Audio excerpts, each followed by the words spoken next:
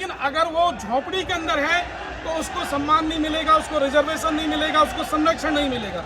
लेकिन अगर वही हवेली के अंदर पैदा हो गई है, किसी SC IPS के घर में पैदा हो गया है, अगर किसी DM SC घर में पैदा हो गया है तो उसको रिजर्वेशन भी मिलेगा, संरक्षण भी मिलेगा, टॉप ग्रेड की कोचिंग में भी उसको पढ़ने का अवसर मिलेगा और उसे दोबारा इस देश का IPS बनने का लाल कारपेट इस गवर्नमेंट के द्वारा बिछाया जाएगा।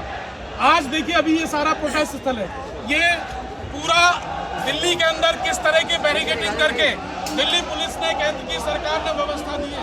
आज इंडिया गेट के चारों तरफ सबको रोका गया है, राजपथ पर सबको रोक कर रखा गया है।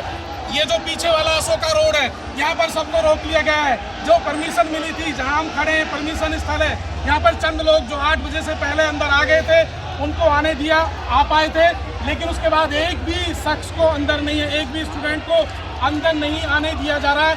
हजारों की तादाद में खड़े हैं, बसें लगवा दी हैं इन्होंने।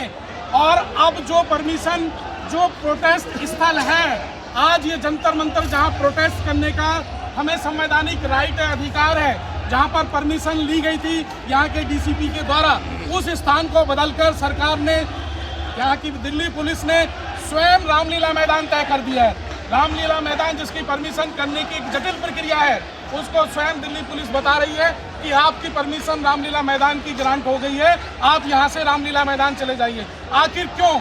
जो शांतिपूर्ण और संवैधानिक दायरे में प्रोटेस्ट करने वाले लोग हैं वो रामलीला मैदान में करेंगे, और जो उत्पाती लोग हैं, चाहे वो चंद्रशेखर रावण है, चाहे वो CJP के लोग हैं, उनको परमिशन देकर, संरक्षण देकर, भोजन देकर, सुरक्षा का घेरा देकर, ये सरकार का जो दोहरा चरित्र है, ये सरकार का जो दोहरा रवैया है, इसको बर्दाश्त नहीं किया जाएगा। कल सरकार ने पहली बार 8 महीने बाद सुप्रीम कोर्ट में हलफनामा दिया है और 4 सप्ताह का समय मांगा है UGC पर अपना पक्ष रखने के लिए, क्योंकि कहीं ना कहीं कोई दबाव की स्थिति निश्चित रूप से वो महसूस करने लगी है।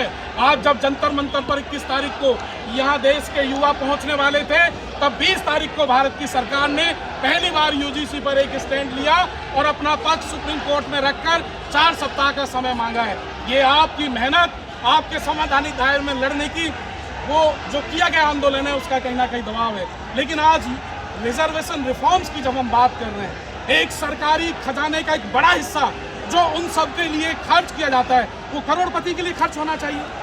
मैं जवाहर नवोदय विद्यालय का छात्र रहा और मैंने देखा मेरे एक ही SC परिवार के 3 सगे भाई उसमें पढ़े, जबकि उनके पिताजी यहाँ डेसू में इंजीनियर थे, उनकी मदर यहाँ डिप्टी डायरेक्टर एजुकेशन थी। वो संपन्न परिवार था, अरबपति परिवार है। आज वो इंडस्ट्री चला रहे हैं, सरकार उनको नॉन रिफंडेबल फंड दे रही है। इसका मतलब केवल आप अमीरों के लिए संरक्षण इस देश में देते रहना चाहते हैं, और इस देश के लोगों को आईना दिखाने के लिए यहाँ गरीबों की संख्या ज़्यादा है। हम 80 करोड़ को अनाज बांट रहे हैं, ये अनाज बांटना आपकी मजबूरी। आप 14 में आए थे, आप 26 में भी अनाज बांट रहे हैं, तो आपका फेलियर है।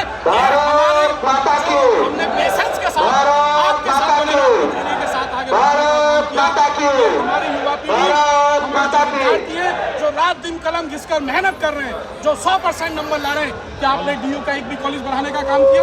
क्या उन्हें रेगुलर एडमिशन लेने का हक नहीं है? नीट में नंबर लाने के बाद पढ़ने का अधिकार नहीं है? लेकिन इन बातों को अगर हम कहना चाह रहे हैं, सच के सामने लाना चाह रहे हैं, उसको भी ये सरकारें मंजूर नहीं कर रही है, या प्रोटेस्ट नहीं कर रहा है। सबको गाड़ी में बैठा के छोड़ा जा रहा है, या बाहर राजपथ के बाहर, या अशोका रोड के बाहर, इंडिया गेट के बाहर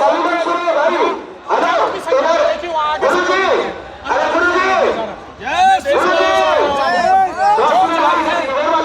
बंद कर ले, जो जहाँ बैठा है, जहाँ इस आंदोलन से जोड़ लीजिए। ये आंदोलन लगातार चलेगा, आपकी जरूरत पड़ेगी, आप वहीं से बोलना शुरू कर दीजिए। हर मोबाइल पर आप फेसबुक के माध्यम से अपनी बात कहना शुरू करिए, माहौल बनाइए। आने वाले दिनों में बड़ी पंचायत की घोषणा होगी और लाखों की संख्या में दिल्ली को घेरने का धन्यवाद।